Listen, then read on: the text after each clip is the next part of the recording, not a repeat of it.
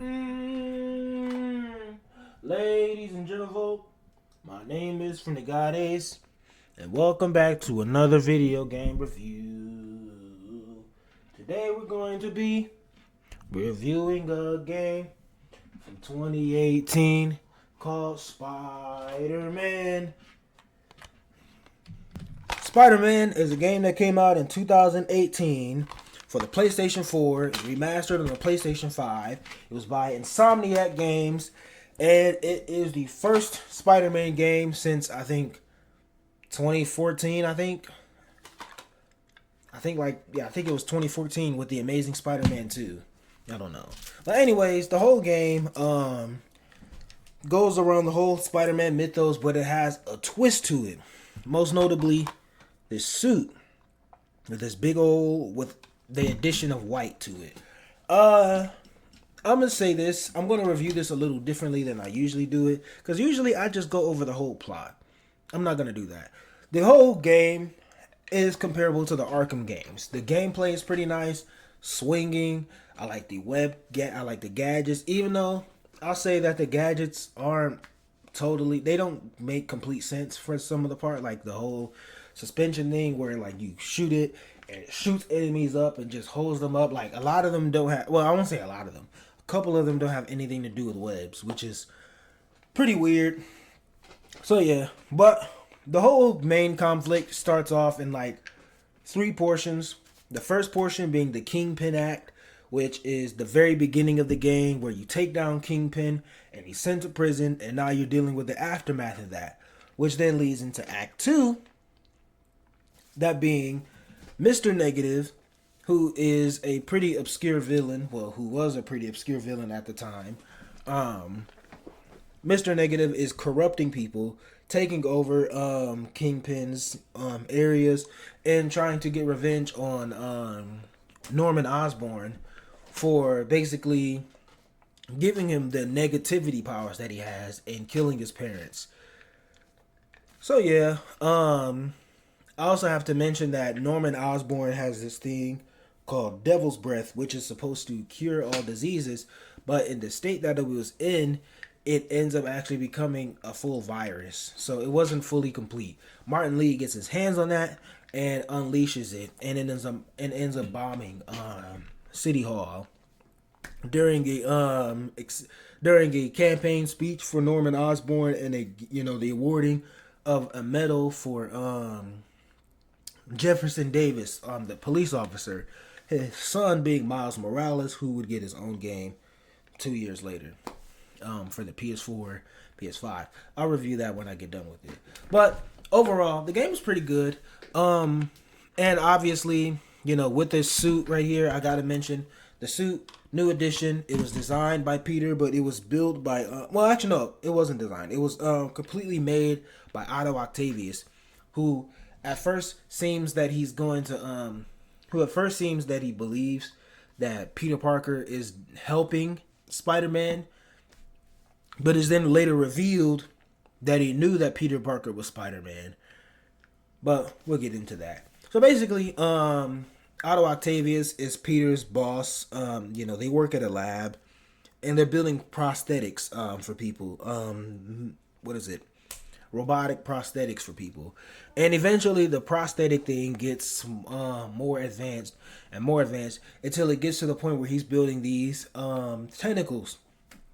And if you know Otto Octavius, you know that he's going to become Dr. Octopus. The arms have a malfunction. It causes him to get mental problems, and he starts allowing his hatred for Norman Osborn, because he ended up taking Oscorp for himself, as well as taking away the funding away from their lab. So yeah, also got to mention that Norman Osborn is the mayor of New York. So yeah, but it basically the whole tentacles thing, they amplify his hate for Norman, and he ends up becoming a supervillain, and he ends up unleashing the Devil's Breath. He ends up unleashing the Devil's Breath. I just realized that actually the whole City Hall thing wasn't Devil's Breath. It was a bombing. It was a suicide bomber. Yeah, there was a suicide bomber that killed Jefferson Davis, and the Devil's Breath thing was later on in the game. So yeah, it was actually a suicide bomber with the with Mr. Negative's gang, who are called the Demons. But basically, you deal with Mr. Negative, you capture him, you capture some more villains. Well, no, you deal with him, you capture him, and then Otto Octavius forms the Sinister Six, which this Sinister Six, I don't remember what it usually consists of, but it consists of Otto Octavius, and it consists of Mr. Negative, Electro, Rhino, Scorpion, and Vulture. So Spider-Man deals with them. He beats them up. He finds Otto. He defeats him, and the day is saved. Now I know I'm missing a lot of details, but I don't care. Look, the game is good. The game is good, but it's long. It has three DLC. It has three DLC expansions, and it all is a continuous storyline that happens a couple months after the main events. So it starts off with it basically all revolves around Hammerhead trying to get his hands on, my bad, my eye is pretty itchy. Hands on Sable technology. Sable being this what is it? This basically this security force that Norman Osborn hires in the main game, and they end up becoming a problem for Spider-Man. But yeah, he ends up getting his hands on their tech, and he's becoming more and more advanced. So the first DLC is basically you dealing with Black Cat, who's working with him. She tells you that he has a son, and it turns out that that she has a son, and it turns out that she was lying and all that good stuff. But you still help her. You get some intel on Hammerhead, and that's it. And she ends up getting, I think, blown up, and she just goes MIA. The next section is where you are dealing with Hammerhead, stopping him from getting any more information. Black Cat comes back, and it's more Hammerhead focused, dealing with the mafia. The Magia is what they are called, the Magia family. The third one is dealing with Silver Sable, who comes back. Who ends up coming back. It's revealed that she was fighting for a civil war out in her home country of Symkaria, which I think is supposed to be like a fictional version of Russia, if it is a real country. Let me look that up real quick. Okay, Symkaria is a fictional country. Okay, I was just wondering, because I know like Latveria is a fictional country in Marvel. So, But anyways, yeah, he helps her get the technology back, but Hammerhead has become a full-blown cyborg. So yeah, I know I didn't explain the plot fully, but play it yourself. You want to get the full plot details? Play it yourself, or watch somebody else play it.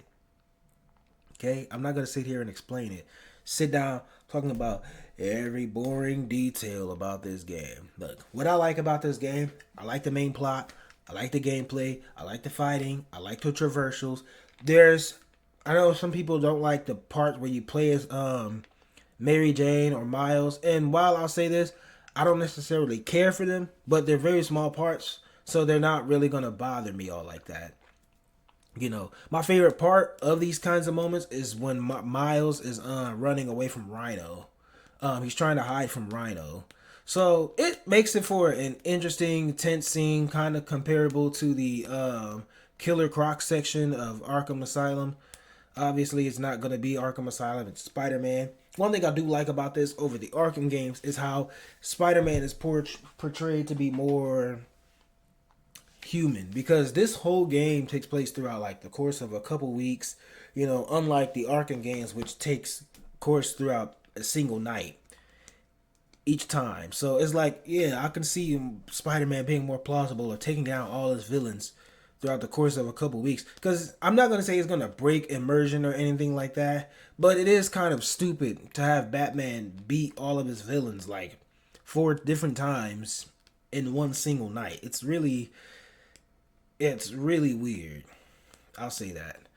But overall, it's not bad. The game is really good. The DLCs are really good. The side missions, you have a gang of side missions. And a gang of great side characters like Aunt May, Miles, of course, who ends up getting bitten by a spider at the end of the main game. Throughout the DLCs, he's calling you to see about training to be Spider-Man, and at the end of the last DLC, the Sable one, that's when he's officially starting his training, which then teases the next game, Spider-Man Miles Morales, which I will review when I get done with that game. Peep it live. I'm gonna upload this Tuesday, so I guess I will. I'm gonna upload this right away. So I'm gonna upload it. I'm gonna live stream it tomorrow. So yeah. Anyways, there's some side missions with characters like Tombstone and Taskmaster, and a bunch of teasers. Well, not a bunch. Well, some teasers like Norman Osborn. No, there's more teasers for Norman Osborn in Spider-Man 2, which I'll get to eventually. So yeah. But this game is really good. The gadgets are good. The characters are good. The voice acting is good. Now, also, some people hate the fact that Spider-Man's face model changed in the PS5 remaster. I mean, I don't care at all. I mean, you don't see his face very often. So it's not like it's going to bug me every time. Like, yeah, it's jarring to go from Andrew Garfield lookalike to Tom Holland lookalike, but hey, it is what it is. I don't care. I don't care.